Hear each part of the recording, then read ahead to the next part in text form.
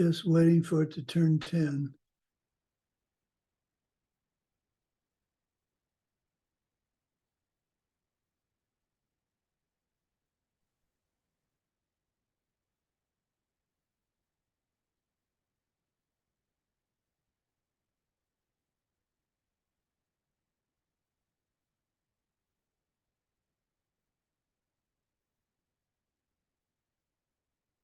Hi, everyone. It's a great privilege to be able to teach you this course on death awareness this weekend and next weekend. The banner said 8 to 10 September, but it's next weekend. So it'll just be a repeat of today, of this weekend, for those of you that can't make all the sessions. Traditionally, we start with some prayers. And then the heart sutra to clear any obstacles. So we'll do that. And then we'll do a brief discussion of how the course is going to turn out. So for those of you that know how, please do the Mandala Mudra. Here is the great earth, filled with the smell of incense, covered with a blanket of flowers. The great mountain, the four continents, wearing a jewel of the sun and the moon. In my mind, I make them the paradise of a Buddha and offer it all to you. By this deed, may every living being experience the pure world. Idam Guru Ratna Mandalakam Niryatayame. I go for refuge to the Buddha, Dharma, and Sangha until I reach enlightenment. By the power of the goodness that I do in giving and the rest, may I reach Buddhahood for the sake of every living being. I go for refuge to the Buddha, Dharma, and Sangha until I achieve enlightenment. By the power of the goodness that I do in giving and the rest, may I reach Buddhahood for the sake of every living being. I go for refuge to the Buddha, Dharma, and Sangha until I achieve enlightenment. By the power of the goodness that I do in giving and the rest, may I reach Buddhahood for the sake of every living being. Now, please close your eyes and just listen. This is the Heart Sutra, which I often use at the beginning of teachings, so we have an obstacle-free weekend. The Exalted One, the Lady of Conquest, the Sutra on the Heart of the Perfection of Wisdom. I bow first to all enlightened beings and to every warrior saint. Once I heard this teaching. The conqueror was staying on Vulture's Peak in the keep of the king. With him was a great gathering of monks and a great gathering of warrior saints. At a certain moment, the conqueror went into deep meditation on the part of the teachings known as the awareness of the profound. At that moment, too, did the realized being, the great warrior, the Lord of power, loving eyes, see into this one deep practice, the practice of the perfection of wisdom. He saw perfectly that the 5 heaps, the 5 parts of a person, were empty of any nature of their own. Then, by the power of the enlightened one, the junior monk named Shariputra turned and asked this question of the great warrior, loving eyes, the realized one, the Lord of power. If any son or daughter of noble family hope to follow the deep practice of the perfection of wisdom, what would they have to do? This then is the answer that the Lord of power, the realized one, the great warrior, loving eyes, gave to the junior monk named Shariputra. Here, Shariputra, is what any son or daughter of noble family should see who hopes to follow the deep practice of the perfection of wisdom. See first, all 5 heaps, all 5 parts of a person are free of any essence of their own. Your body is empty. Emptiness is your body. Emptiness is nothing but your body. and your body is nothing but emptiness. The same is true of your feelings, your ability to discriminate between things, the other factors that make you up, and all the different kinds of awareness that you possess. All of them are empty. And thus we can say, Shariputra, that every existing thing is emptiness. Nothing has any characteristic of its own. Nothing ever begins. Nothing ever ends. Nothing is ever impure. Nothing ever becomes pure. Nothing ever gets less. And nothing ever becomes more. And thus we can say, Shariputra, that with emptiness there is no body, there are no feelings, there is no ability to discriminate, and there are none of the other factors that make you up. And there is no awareness.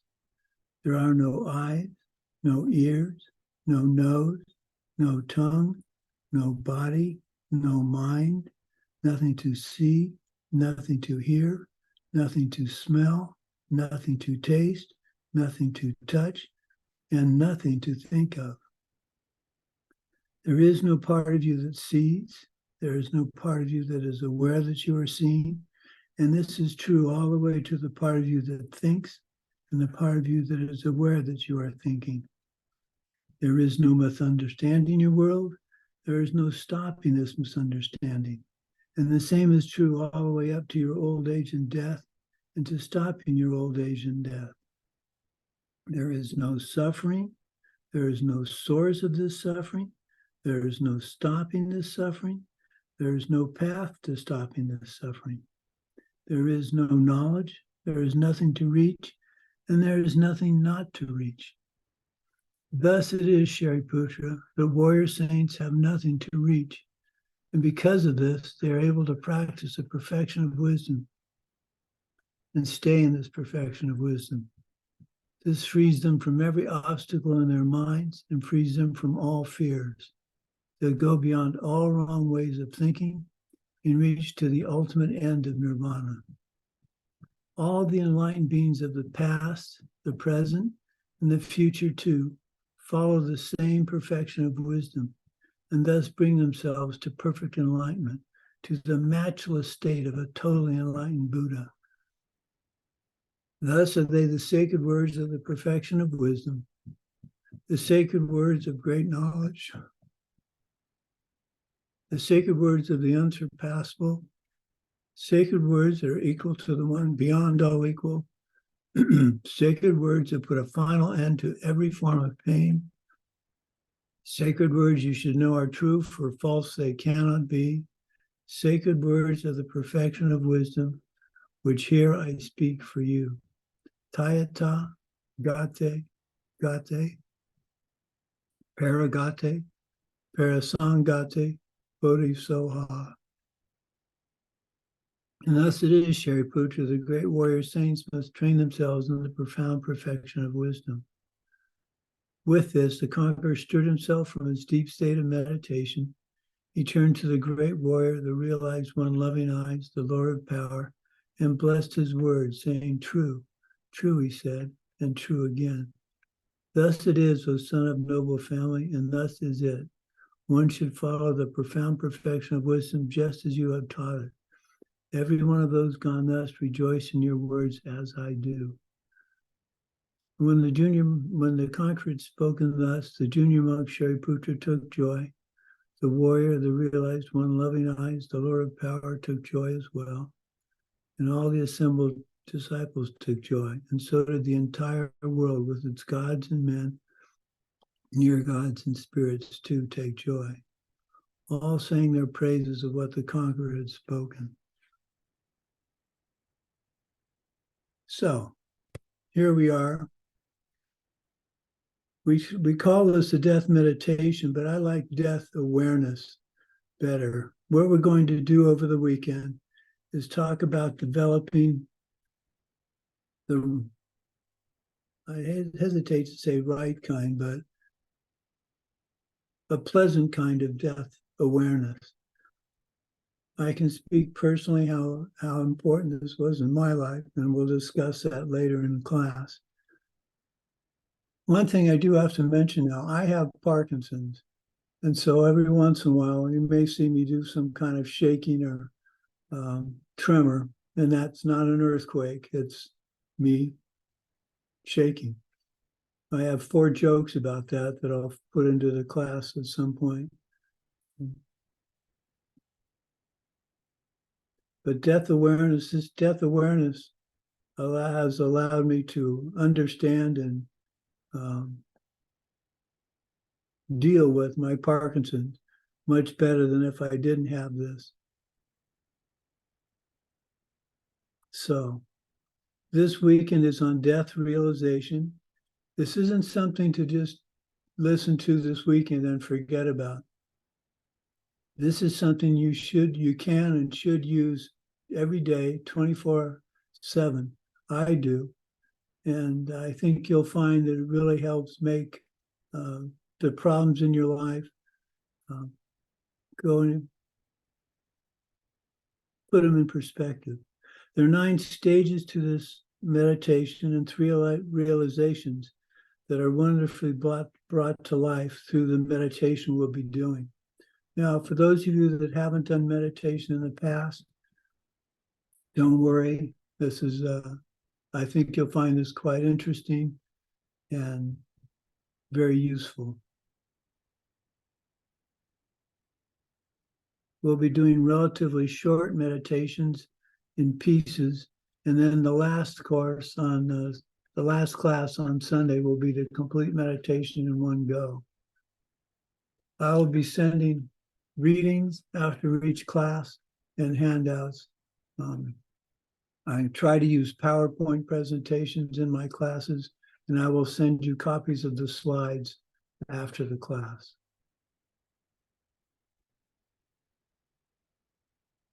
So what's next?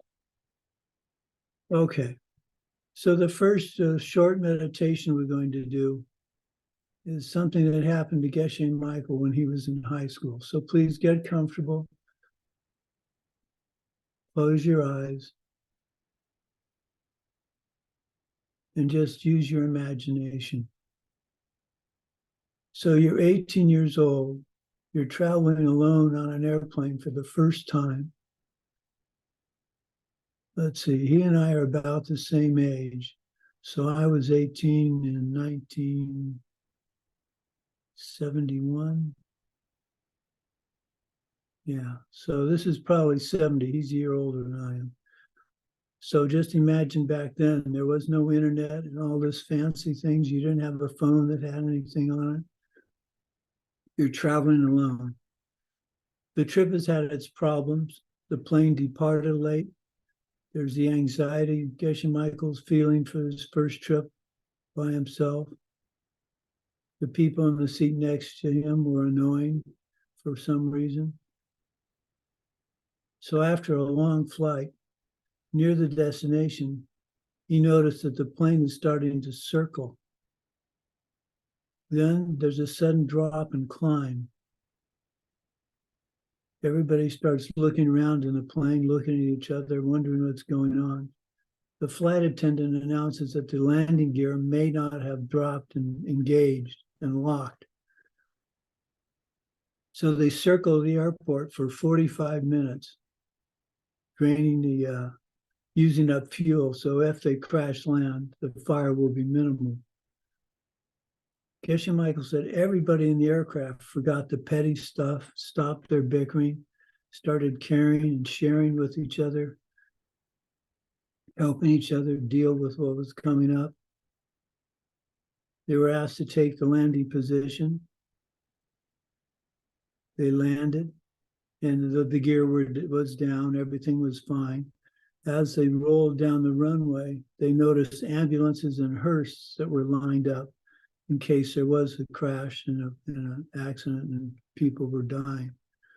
The door opens, and when the door opened to get off the aircraft, everybody slipped back into the old reality. We're late. I wonder if the luggage is going to be there. Why didn't the gear work? What kind of airline is this? So this happened to Geshe Michael at the age of 18, before he was in Buddhism at all. but this is the death meditation he had ever had. So we're going to do a variation on this as our death awareness.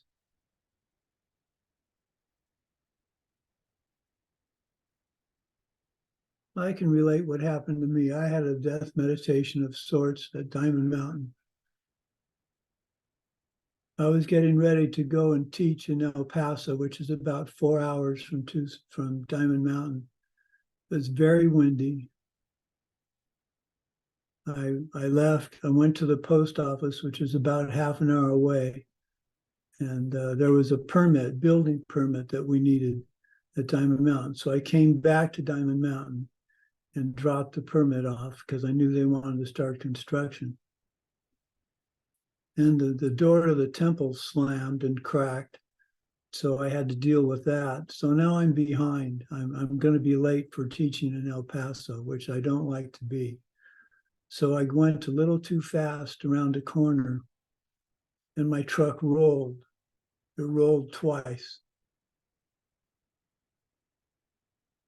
Now, as it rolled, because I'd done the death meditation, the death awareness, in my mind, I wasn't thinking of things I hadn't done. I wasn't thinking of things I wish I hadn't said to people. Because of the death awareness, I had taken care of all those kind of things in my mind. So as the truck rolled, I was honestly thinking, well, I'm about to find out what happens when you die. I wasn't scared. I wasn't upset. I was curious. So the truck rolled up on its four wheels, up, right side up. I checked my body. I was fine. Everything in the back of the truck and the seats behind me had been seat belted down, so nothing had hit me. The right side of the truck, the passenger side, was crushed. My side wasn't. I had one small cut on my finger right here, bleeding a little bit. And I thought to myself, well, if I'm in my two-sheeted paradise, it looks a lot like Diamond Mountain. And that's honestly all I thought. I wasn't scared. I'd done everything in the death meditation, death awareness that I'd been taught. So I put the truck in gear, and amazingly enough, it drove without a problem back to the Diamond Mountain because I couldn't drive it to El Paso. I got out to tell people that I had the accident, and they didn't believe me until they saw the truck. So my lovely wife was doing a retreat at the time. She just started a retreat. And obviously, my coming back in the house, she wouldn't have known who it was. So I slipped a note under the door that said I'd had this accident. I was fine, but I wasn't going to El Paso until the next day. And so if overnight I didn't move, she started to smell something, and maybe it was me dying in the bed. So I was joking with her because I felt fine. So the next morning, I get up and I think, this has all been a bad dream. I loved that truck. I was just really hoping that it had been a bad dream. So I don't know if this has happened to you before. When something like that happens, you're wishing it didn't happen. You go to look, you peer around the corner of the house, and sure enough, the truck is crushed. So it really did happen. But the important part of this story, the most important part, is when it happened, I had nothing on my mind except what was going to be happening next. I didn't have regret. I didn't have any concerns like that. And that's because of the death awareness. So I really strongly urge you to take this, what you learned this weekend, and put it into practice.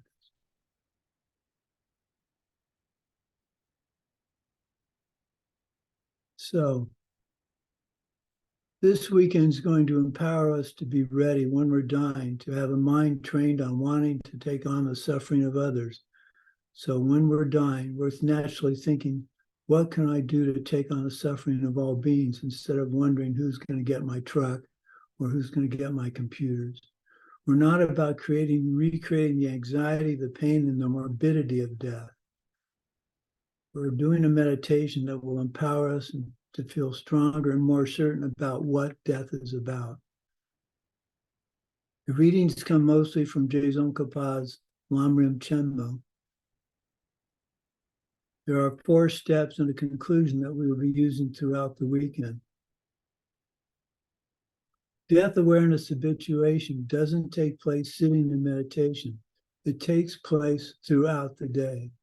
One thing that I'm somewhat concerned about with new students, or even more mature students, they say, well, I did my practice.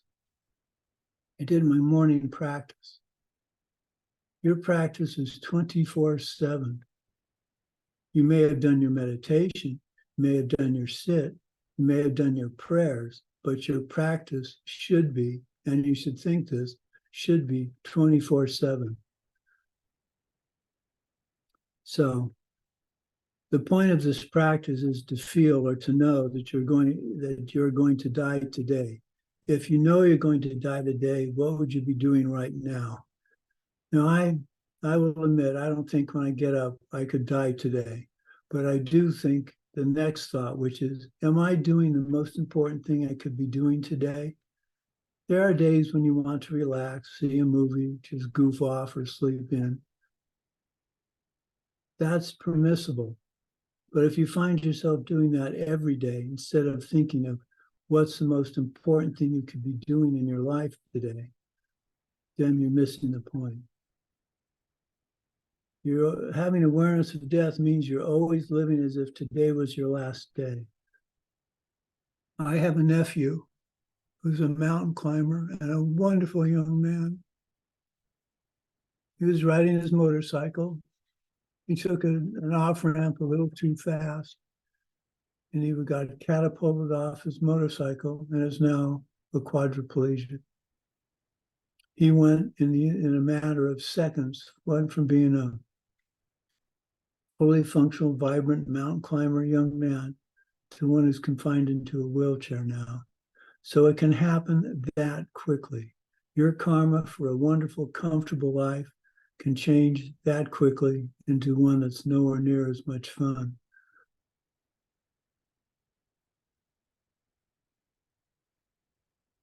I was diagnosed with Parkinson's back in 2017. We knew something was wrong because I write books as a hobby now. And I found that my touch typing, my left hand was slower than my right hand. Then I found I wasn't swinging my left arm when I walked. Then we went to the physician and she said I had Parkinson's. And my wife was in retreat at the time. She just started retreat. So I called her, let her know.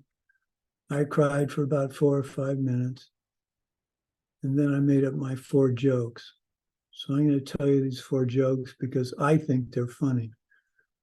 The first one is, and this may lose the meaning in translation, so I apologize to the Russian students, and this may not make any sense. So what's the favorite alcoholic beverage of a Parkinson's patient? It's a martini, shaken, not stirred. Those we shake a lot. How do you know a Morse code operator has Parkinson's? They stutter. What's our favorite? Why are we considered to be so friendly? We're always waving. Why are we considered to be so angry? We're always shaking our fists. So how can I accept Parkinson's and not get upset about it? Well, the teachings on karma and emptiness is how. I know I have Parkinson's because of something I did in my past. It's my fault because of my previous action. So the how and the why of Parkinson's, How I have Parkinson's may come from the chemicals I used as a research scientist. Why I have Parkinson's is because it's an inconvenience to me. It's because I inconvenienced others in the past. And that's ripening now as an inconvenience to me. So the best way for me to take care of this problem is to not inconvenience people now. My past is my present is my future. If I react with wisdom to Parkinson's, if I try very hard to not inconvenience anyone now, I'm setting the seeds for my future to not have the inconvenience of something like Parkinson's. And the other thing that I wake up every morning, I wake up thinking, my karma for having Parkinson's could have run out today. I could get up and not have any problem at all. Well, it hasn't happened yet, but it doesn't mean I don't get up thinking that, because it's possible. If you believe in karma and you understand emptiness and the relationship of the two, it's very clear that I could not have Parkinson's tomorrow morning. Now, I could also be dead and not have Parkinson's, but we aren't going to go there. Okay, now I want to share my screen. So let me get, let's see, this is going to be a little problematic. Let me see if I can do it. Okay.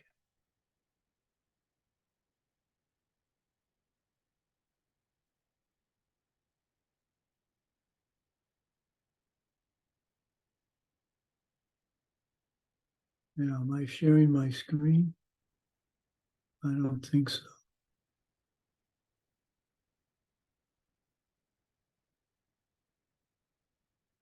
I don't see it. No, not yet. Is it sharing or not? No. Okay, let's try it again. Okay, screen 2.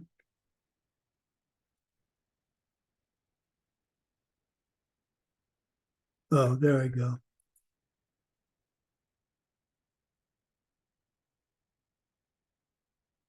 Okay. Well, let's try this one more time. Stop sharing screen.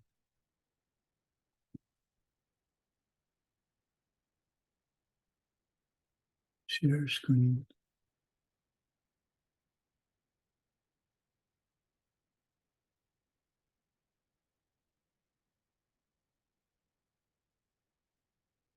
Oh, I'm not seeing.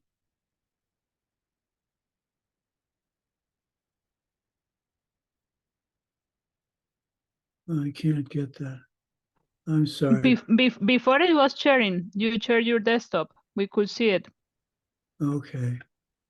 Well, let's try it one more time. I know this will work. It's just a matter of my figuring it out. Okay, I want to share screen 2. So that's what I want to share.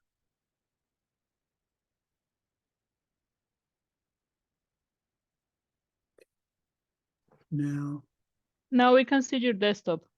right, that's not what I want you to see.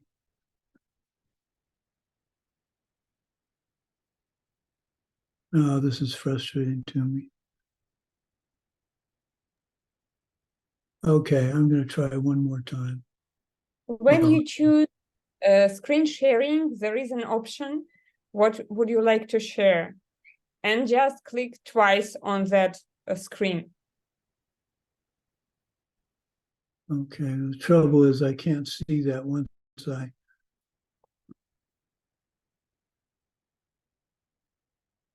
did this last week. Okay, let's try this. Oh, I know what I need to do. Let's do that.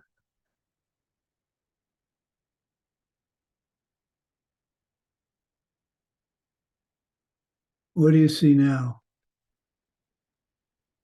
You don't share screen. Nothing. Nothing. We see you. Well, that's nice. Okay. If you want me, you can send me the files and I can share if you like, or I can try to share. Well, no, this is all. I apologize. I really did have this figured out. Okay. Let's see. The trouble is I can't see the screen. So if I do share screen and I select the screen I want, which is 2. Oh, here we go. Let's do that. Okay. Now I do this.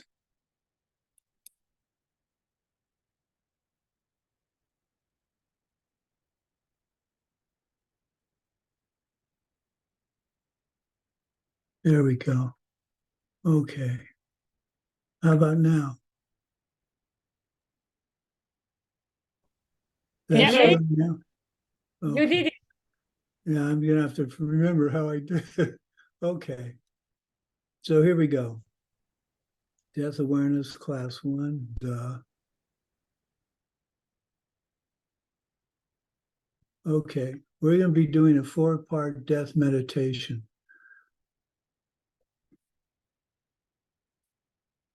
The first part is the disadvantages of not cultivating a death awareness.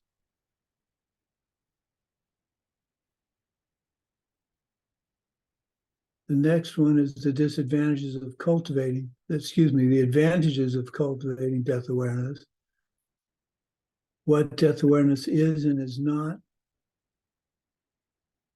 and how to develop death awareness. Now, I'm going to send you after class, I'll send you these slides. I think what I'll do tomorrow is send you the slides beforehand so you can focus more on what I'm saying than trying to write it all down. Okay. So, disadvantages of not cultivating the death awareness. There are 6 parts to this. You don't do the Dharma. If you don't do death awareness, then you will concentrate on the small pleasures of this life. You will act ignorantly, generating karma that will hurt you in the future. You consider death, but think it will happen later. You delay undertaking virtue because in your heart you believe death will come to you later. Now you think about it. When you were 25, 30 years old, death wasn't high on your list of things to worry about. I know it wasn't for me. I didn't know anybody who died. All my relatives were still alive. My parents were still alive. So most 25-year-old men anyway, 18 to 25-year-old men feel immortal.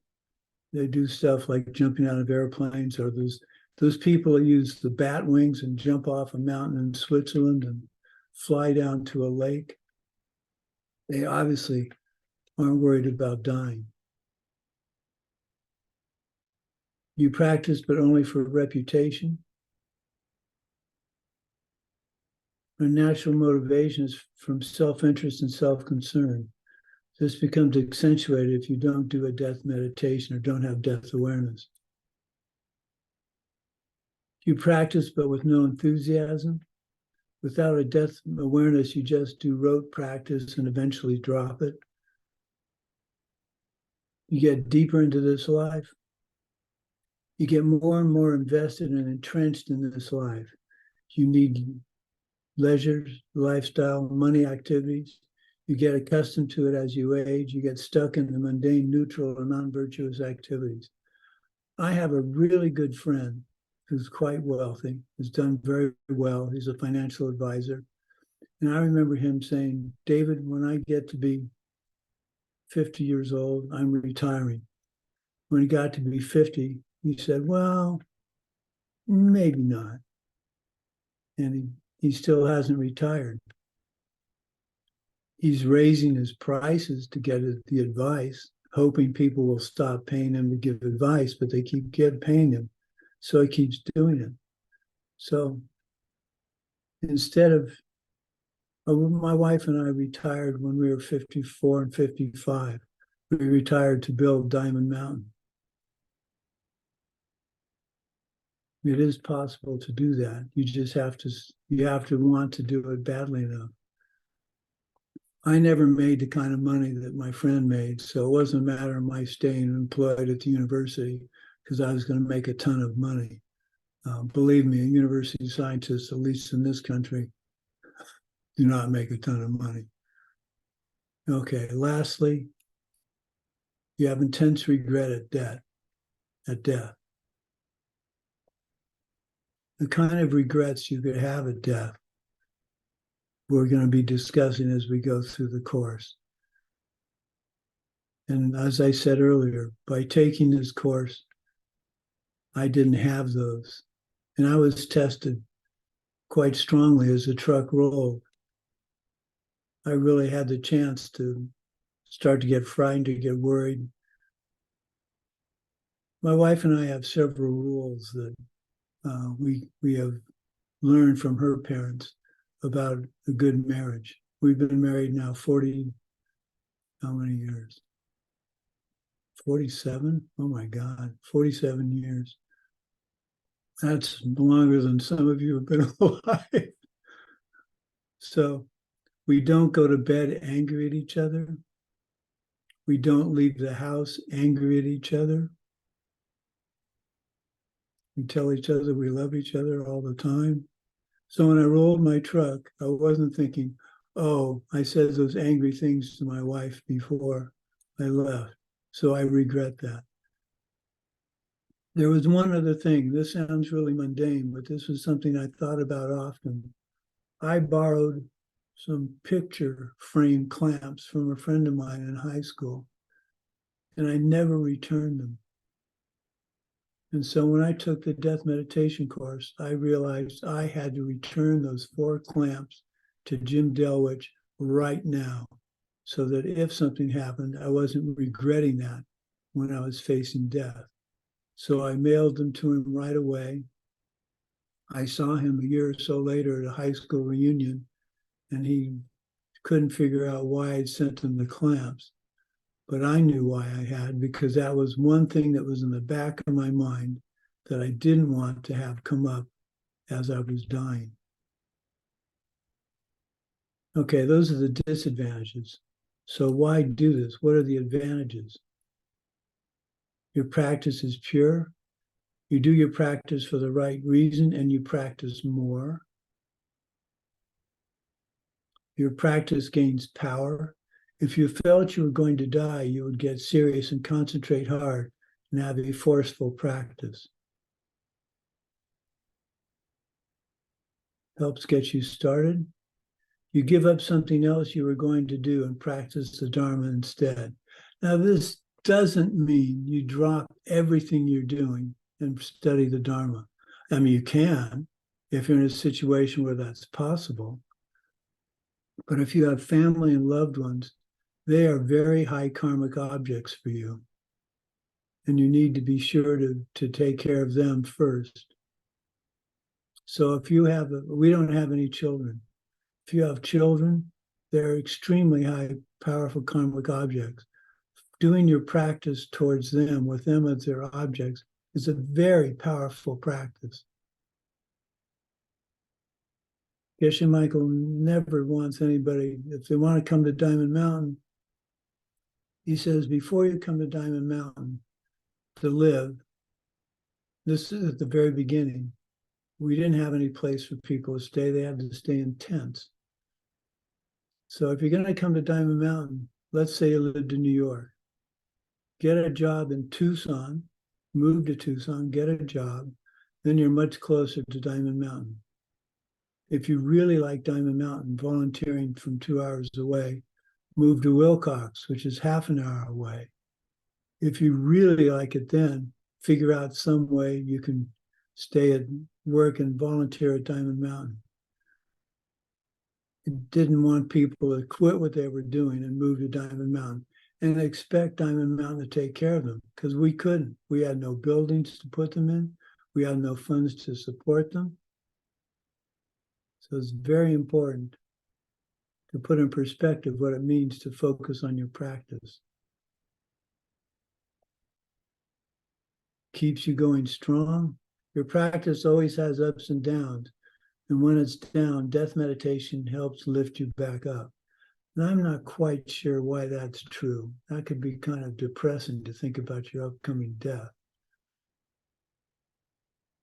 But I looked at it this way with rolling my truck. I thought, well, I'm about to find out what's next. And I kept telling my students I'm going to let them know once I know. So I started trying to figure out how I was going to get back in touch with my students to let them know what was going on. And then the truck came up on all 4 tires and I didn't worry about it. I recently had another experience about a month ago. I like cold grapefruit sections. That's something I really like to eat.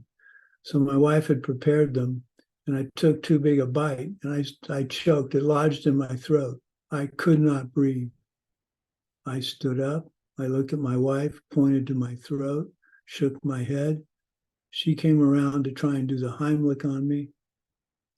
Many of you know my lovely wife. She's 5'2", 108 pounds, dripping wet. I'm 6'3", 200 pounds. There was no way she was going to Heimlich me. So I coughed and coughed it up, and everything's obviously fine. I'm here. But again, during that time where I couldn't breathe, my thought wasn't, oh, I regret this, I regret that, I wish I'd done this, I wish I'd done that. My thought was, well, I'm about to find out. And that peace of mind has all come from practicing this death awareness 24/7. Okay, keeps you going strong. Next, gets you to the end. When you practice and reach the hard part, the death meditation keeps you going, gets you to the end. I think what that means to me is when you get to a hard part of the Dharma, the Heart Sutra, the idea of karma and emptiness, and Nagarjuna teachings, any number of things that could confuse or stress you out, just realizing everything you study from a Dharma perspective is the kind of stuff that's going to come with you when you die. Only the Dharma goes with you. And we're discussing that in greater detail as we do the meditation. So the more tools you have in your Dharma toolkit, the better off you're going to be to face your impending death. You die with satisfaction. As you near the end, your choices provide more satisfaction.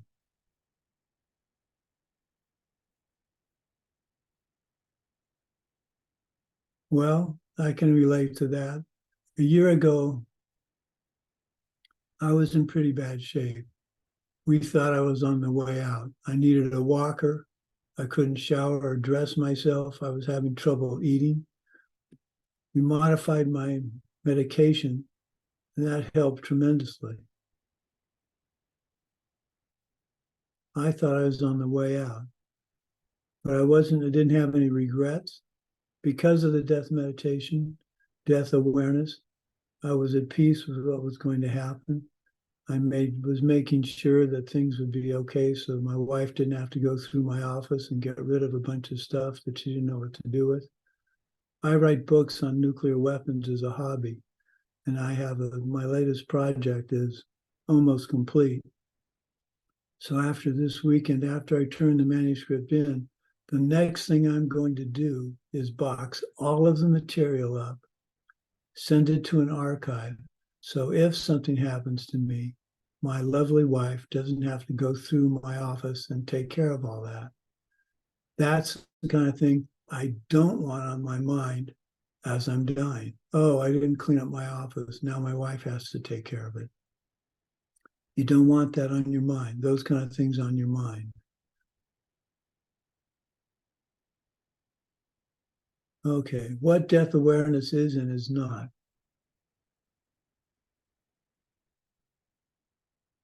Death awareness is not paying attention to or created panic or terror you will feel at death. There is a death meditation that does that. This is not what we're doing. Death awareness is learning to focus on things in this life which will affect you after you die. How to develop death awareness? There are 3 points that we're going to be focusing on throughout the rest of these classes. Death is certain. The time of death is uncertain. When you die, nothing but the Dharma helps.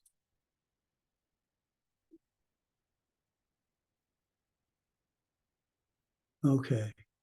Now let me see if I can end the slideshow and not make a mess of it. Okay. Now I want to quit sharing. Yay. There we go. So what we're going to do now, it's 10:45. Let's take a break. Let me see where I am in my notes here. Okay, let's take a 10-minute break and we'll see you back here at, well, let's make it 15 minutes just so we come back at 11 a.m. and we'll do our meditation. Okay, see you in 15 minutes. If you have any questions, you can ask me now, I guess. Just to be sure, because in the course there are 2 weekends. Yes. So this weekend and then the weekend of the 8th of September, if I'm not mistaken. No, it's next weekend. Next weekend. Yeah. It's the same course. I'm repeating it for those that didn't have a chance to see okay. it this weekend. And I'm hoping to have a PowerPoint presentation with images to help with the meditation at the end of next weekend. I'm working on that. It's turning out to be more difficult than I thought. Okay, thank you. You're welcome.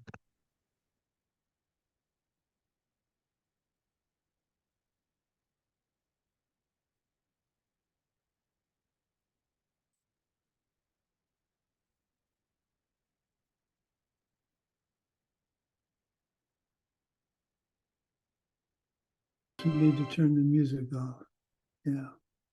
Okay. So this is going to be a meditation.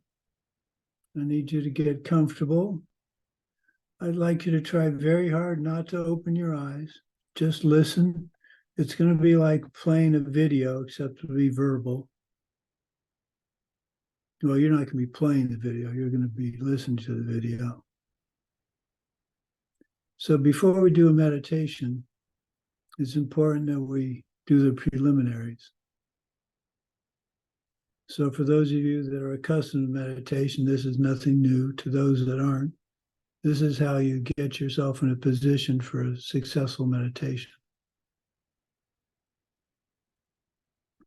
So first, you can be seated in a chair, you can be on a cushion.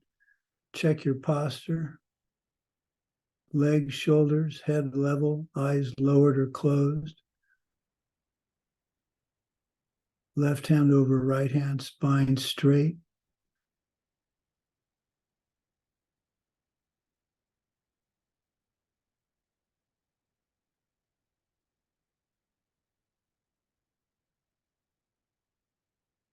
Go for refuge in the fact that the teaching this weekend can help us change our behavior in order to really protect us and in order to really help other living beings.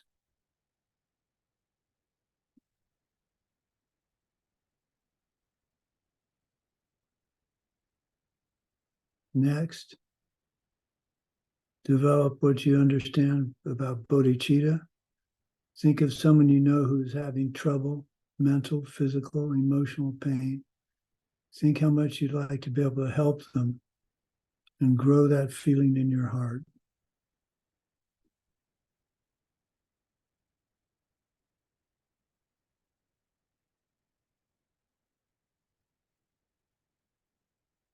Next, invite your holy being to come and meditate with you. See them in the air in front of you, about a full-length prostration away at eye level. They're life-size, they're smiling and happy that you're doing this practice this weekend.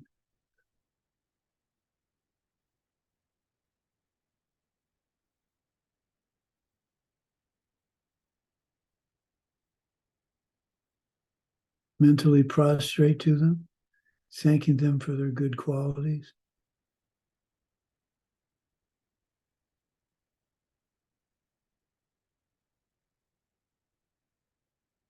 Some people have trouble with prostrations. I know several students that couldn't do it for a while because they thought it was demeaning.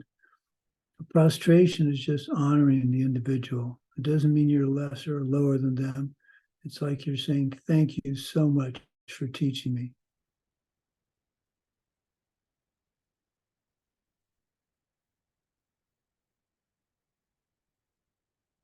Make this person an offering.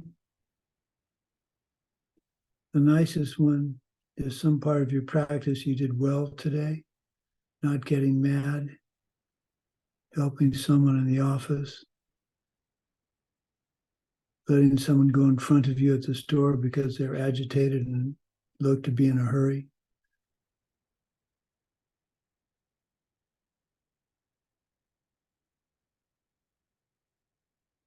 Next, take a minute, regret a wrong deed you've done in the last 24 hours. Replay what you did. Try to determine hard not to do it again. So this is like a really quick 4 powers.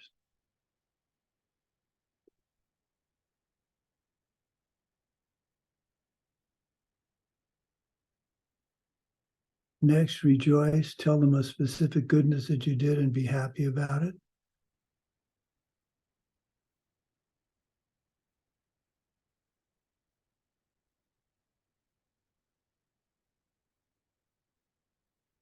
Ask for teachings, both formal and informal.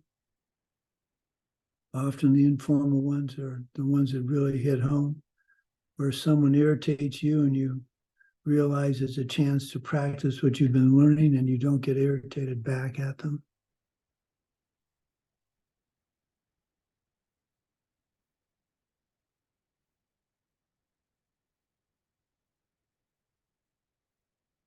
Ask for the teachers to stay. Pray for their long lives and continued involvement with us.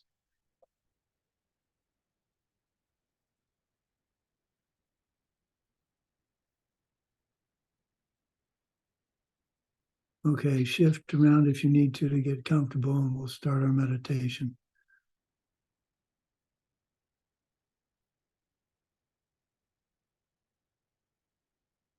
You're at the edge of a dark forest, thick vegetation, looking out into a clearing that has a building. If you've done the Source of All My Good meditation module, this is the same building, but from a different side. The building is earthen, clay tiles on the roof. It has a moat in front of it between you and it, and a bridge across the moat.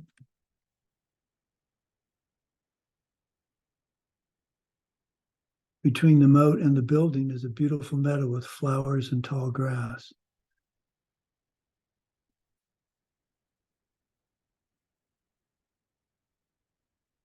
Between you and the moat is a clearing.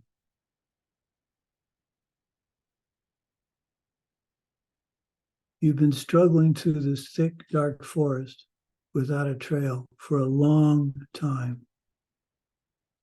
You're tired from having carried a heavy backpack that contains all of your possessions. Things are even strapped to the outside because you have so much stuff you feel you cannot live without. All this stuff on the outside has caught branches. They made the trip hard. Your face and arms are all scratched up. You're hot. You're tired. You're hungry. You're thirsty. You're fed up. You see in the near clearing a farmer's market with lots of people and vendors selling produce and crafts. You see an outdoor cafe and start to move through the crowd towards it. As you move through the crowd, people start to grab on what's on the outside of your backpack.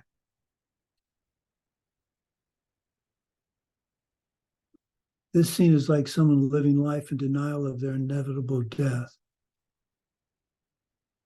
We struggle constantly to get what we want or think we need. We struggle to protect our stuff from people that think they need it. Unknowingly, we use up our good karma and create negative karma without a moment's hesitation.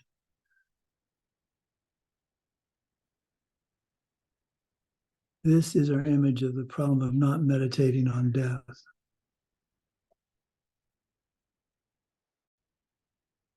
The stuff in the backpack represents all of our unnecessary possessions, relationships, inaccurate beliefs, opinions, unnecessary activities. If your backpack has a canteen on the outside, perhaps it represents the huge house mortgage that you struggle to get out from under. The flashlight is your fancy car that you're still paying off. The bedroll is that friend that just likes to go to the bar and argue politics.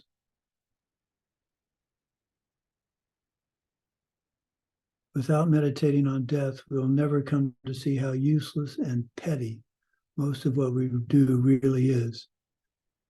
And that's how we perpetuate this cycle of life, samsara.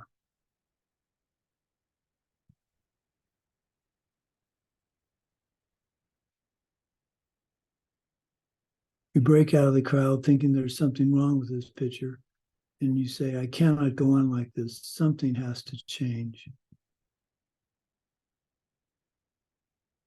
You go to the cafe and order a cold drink.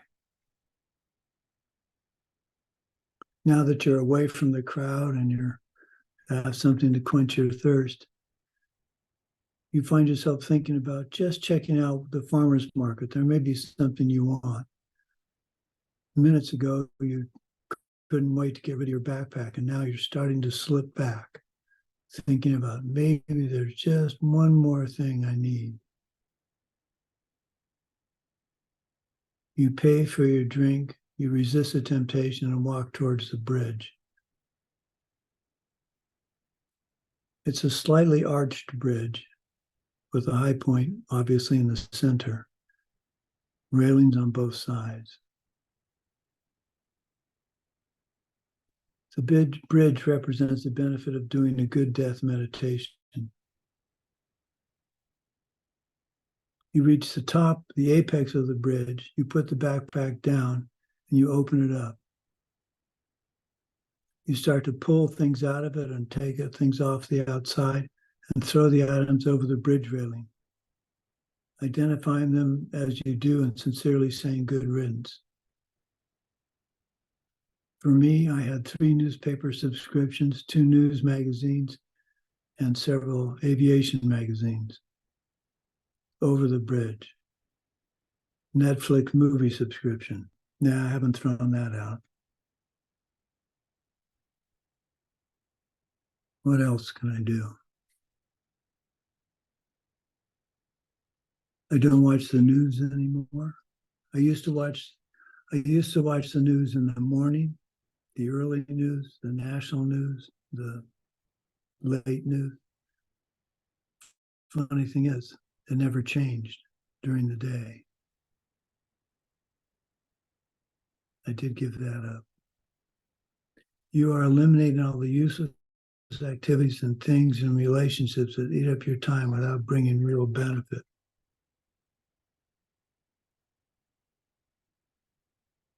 Maybe you give up spending so much time on what's that? Well, I don't know what the apps are, WeChat or Facebook or Instagram. You pick up your pack, and continue across the bridge.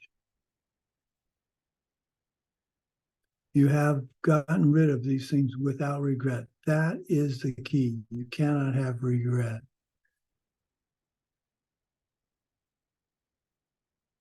You're over the bridge. The backpack is very light, but you're still dirty, hot, and tired. You're walking towards the building. You look ahead and you see a gauntlet of armed guards that you must pass before you make it into the building. They are menacing and they are scary. They represent the other kind of death meditation, where you practice the terror and panic of death.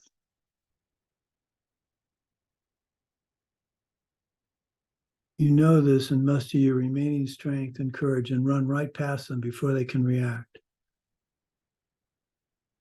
Suddenly, magically, you find yourself in a peaceful meadow, refreshed, clean.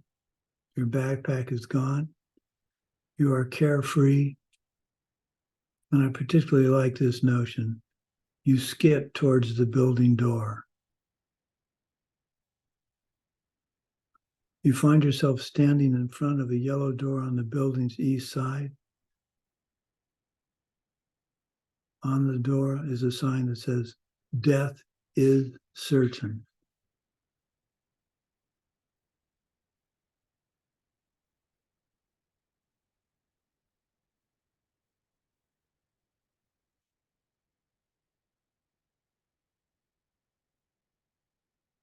Now recall your holy being. Ask them to come and stay in your heart to guide you. They are, of course, happy to do so. They shrink down to 3 inches in size. They rise up, turn to face the way you are, and come to the top of your head. Then they shrink down again to the size of a pea and descend into your central channel to the level of your heart. They stay in your heart. Perhaps imagine a crystal room where they stay, and their love and compassion radiate out throughout your body. Anytime you need them during the day, they are there to help.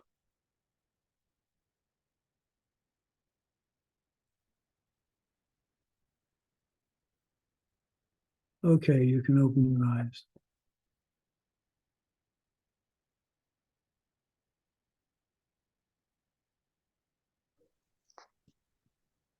So the forest and the struggle against others represents the disadvantage of not doing a death meditation. Crossing the bridge and throwing stuff away, benefits of doing a death meditation.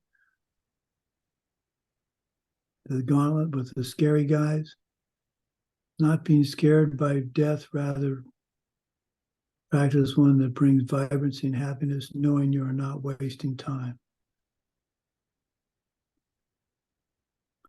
The yellow door is the actual start, and that's class.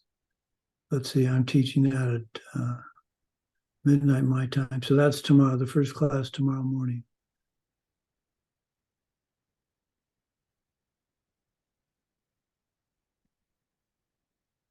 So we're a little bit early. Well, we're a lot early. Let's dedicate class, and then I'll stick around if you have questions. So here's our dedication.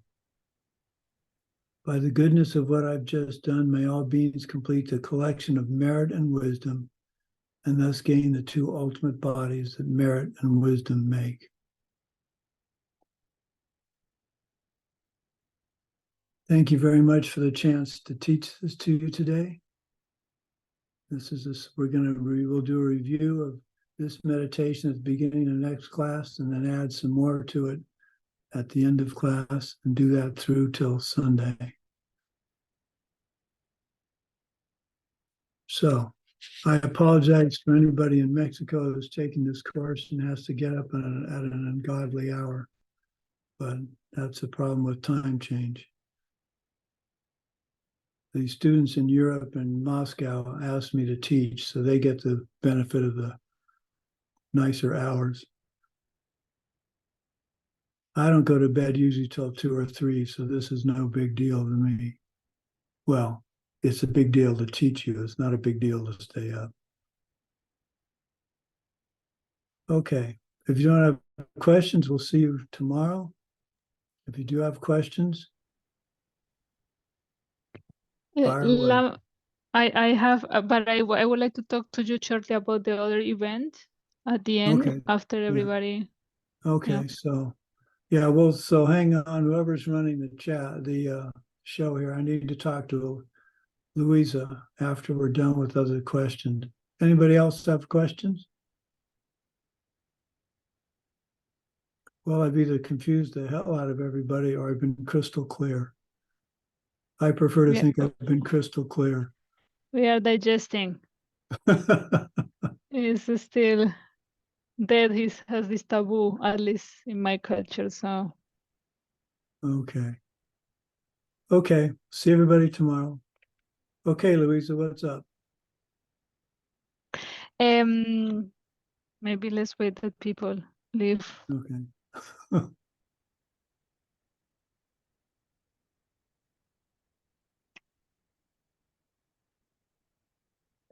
I will open in the meantime something.